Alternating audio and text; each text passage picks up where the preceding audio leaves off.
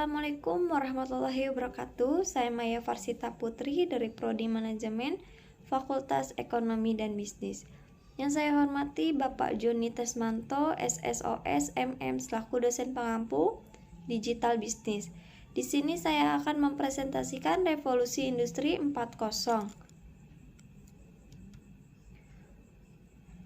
Menurut Schlecht-Kandel menekankan bahwa revolusi industri 4.0 adalah lebih mengutamakan unsur kecepatan dari tersedianya suatu informasi, di mana seluruh entitas suatu lingkungan industri senantiasa terhubung dan bisa berbagi informasi satu sama lain. Ada lagi definisi lainnya yang lebih teknis seperti yang dikemukakan oleh Kagerman dan kawan-kawan di tahun 2013, bahwa revolusi industri 4.0 ialah integrasi dari Cyber Physical System atau CPS dan Internet of Things and Service IoT dan IOS ke dalam proses industri yang mencakup proses manufaktur, logistik, dan proses-proses lainnya. Dan adapun transformasi digital dan perkembangan bisnis digital Indonesia. Revolusi industri 4.0 juga erat kaitannya dengan istilah transformasi digital. Transformasi digital sendiri diberi makna sebagai perubahan yang ditimbulkan sebagai akibat penerapan teknologi digital di seluruh aspek kehidupan masyarakat. Sebuah organisasi atau perusahaan yang hendak melakukan proses transformasi digital mesti menyiapkan diri untuk menghadapi perubahan budaya sebagai konsekuensi penerapan teknologi digital. Karena berdasarkan sebuah survei sebanyak 57% perusahaan di dunia sedang bertransformasi menuju digital. Namun dari jumlah sebanyak itu, sekitar sepertiganya mengalami kegagalan. Kegagalan tersebut terutama disebabkan melalui dipahaminya proses transformasi digital sepenuhnya. Sebab ia bukan hanya soal bagaimana membuat versi digital dari sebuah produk fisiknya, namun juga melingkupi perubahan perilaku konsumen, karyawan, dan berbagai aspek budaya lainnya. Terdapat 4 komponen pendukung suatu transformasi digital, yaitu empowered employees, engage customer, transformates product, dan optimize operation. Transformasi digital dan perkembangan masuknya digital di Indonesia. Di Indonesia, salah satu strategi yang dilakukan oleh pemerintah adalah dengan meningkatkan komersialisasi teknologi yang tepat gunanya dengan cara kolaborasi antara industri, pemerintah, dan akademisi mulai gencar dilakukan. Tantangan terbesar yang sedang dihadapi dunia saat ini adalah bagaimana membentuk revolusi industri 4.0 dalam menciptakan teknologi dan pendekatan baru. Perubahan industri dalam teknologi manufaktur aditif, material canggih, mesin cerdas, mesin otomatis, dan teknologi lainnya mengantarkan era baru produk fisik. Bisnis digital tidak terlepas dari perkembangan teknologi internet. Perkembangan Internet of Things atau disebut juga IoT mentransfer data manufaktur, produk, jasa, dan semua ini bisnis diproses menggunakan smart system, konvergensi, teknologi nirkabel, micromechanical system.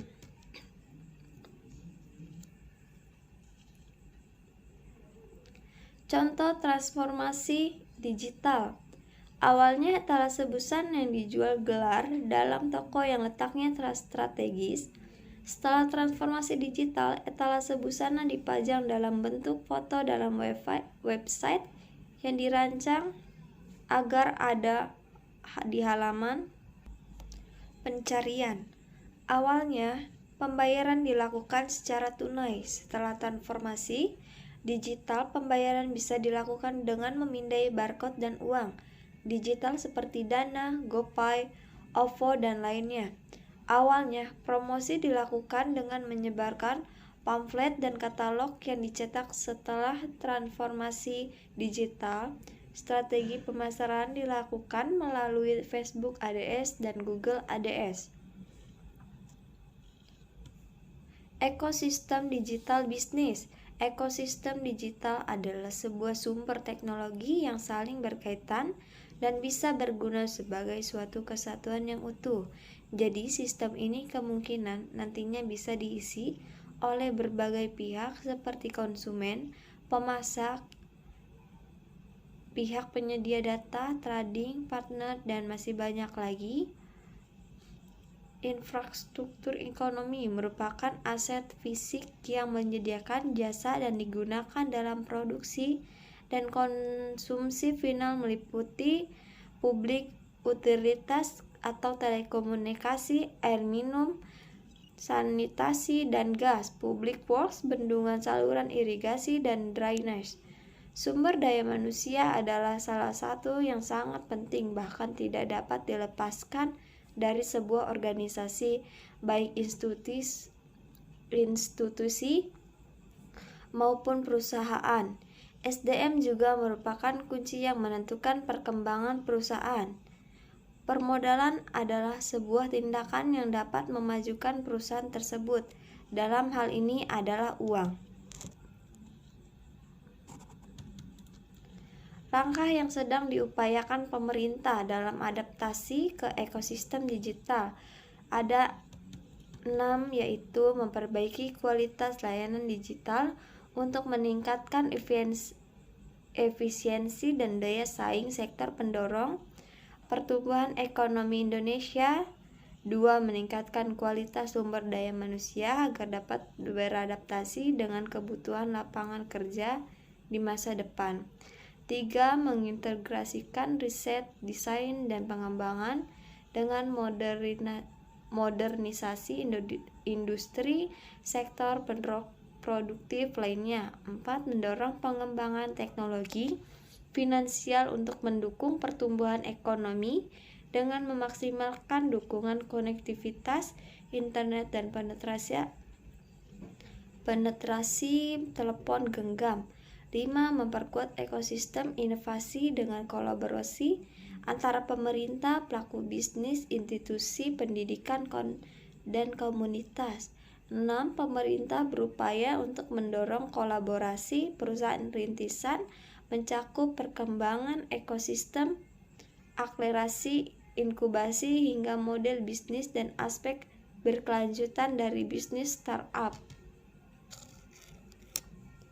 Dan selanjutnya, pola pikir di era digitalis, transformasi digital dan perkembangan bisnis digital Indonesia.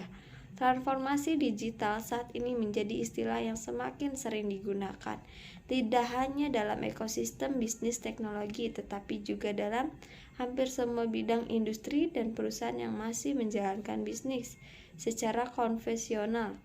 Untuk mewujudkan sistem bagi transformasi digital yang ideal, pola pikir digital atau digital mindset harus tertanam oleh para pelaksana bisnis dan pemangku kepentingan stakeholder.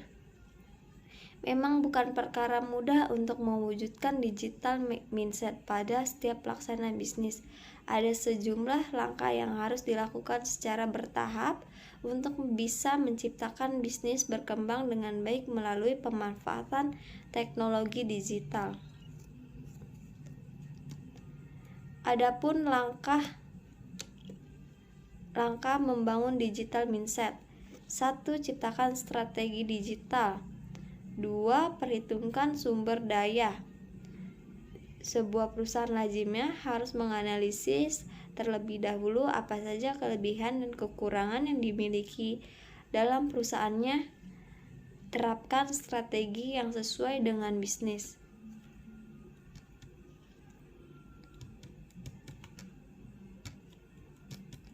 Fungsi pokok. Menjalankan strategi digital bisa dimulai dengan menyamakan persepsi antara pimpinan dan karyawan yang ada di perusahaan tersebut. Siapkan ruang untuk terus berkembang. Evaluasi dan perbaikan secara berkelanjutan menjadi kunci penting dalam kemajuan bisnis Anda. Mengidentifikasi resiko bisnis digital. Resiko merupakan bagian dari bisnis dan wajib untuk memahami hal ini dengan baik sejak awal. Pada dasarnya tidak ada bisnis yang tidak memiliki resiko sama sekali, termasuk bisnis digital marketing. Sama seperti aktivitas pemasaran konvensional, digital marketing juga bisa saja mengalami kegagalan. Hal ini bisa disebabkan oleh banyak hal, salah satunya akibat produksi konten yang tidak tepat sasaran saat membuat video yang tidak sesuai dengan target pemasaran. Maka pesan di dalam konten tersebut tidak akan tersampaikan dengan baik. Kondisi itu tertentu bisa membawa dampak negatif bahkan kerugian dalam jumlah yang besar. Jika data satu sampai jatuh ke tangan oknum yang tidak bertanggung jawab, maka bukan tidak mungkin akan terjadi penyalahgunaan data untuk berbagai hal di luar kepentingan bisnis itu sendiri. Adapun menyusun perencanaan bisnis digital. Ada dua perencanaan bisnis digital. Satu, perencanaan operasional. Perencanaan operasional adalah salah satu tipe rencana bisnis yang memberikan gambaran yang jelas tentang jalannya aktivitas usaha. Standar operasional perusahaan merupakan salah satu contoh perencanaan bisnis tipe ini. Dan dua, perencanaan strategik tipe yang kedua adalah perencanaan bisnis yang isinya mencakup langkah-langkah strategis dalam mencapai tujuan bisnis. Contohnya yaitu seperti visi misi perusahaan dan nilai-nilai perusahaan. Perencanaan taktis pembisnis juga membutuhkan perencanaan taktis selain menerapkan dua perencanaan di atas, karena perencanaan ini akan merealisasikan strategi yang telah terencana sebelumnya. Contohnya adalah job description suatu pekerjaan. 4. Mengembangkan SDM yang dimiliki karyawan merupakan aset perusahaan yang penting untuk mendapatkan karyawan yang loyal dan berkualitas. Perusahaan tidak perlu repot-repot untuk mencarinya. Yang perlu dilakukan adalah menciptakan ekosistem kerja yang baik dengan membuat karyawan nyaman dan mengalami perkembangan sehingga mereka bisa tetap nyaman dan tenang saat bekerja.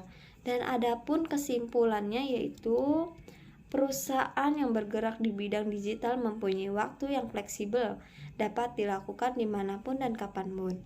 Tidak terikat dengan peraturan yang ada, tetapi perusahaan yang bergerak di bidang digital dituntut untuk bergerak cepat dalam menyesuaikan diri akan perkembangan dunia. Jika tidak, perusahaan terancam tidak berkembang dan bisa tergusur oleh pergeseran era yang kencang. Dalam hal ini, kamu perlu mengatasi pergerakan yang ada dalam sebuah perusahaan. Jika sudah memutuskan untuk bergerak di bidang digital, maka penting bagi perusahaan untuk turut menyelaraskan semuanya agar bisa berjalan dengan efektif. Dengan mengatasi tantangan-tantangan yang ada, perusahaan tentunya mampu bergerak dengan mantap guna menjadi yang terbaik dalam bisnis digital saat ini. Sekian presentasi dari saya. Jika ada kesalahan kata, mohon dimaafkan. Wassalamualaikum warahmatullahi wabarakatuh.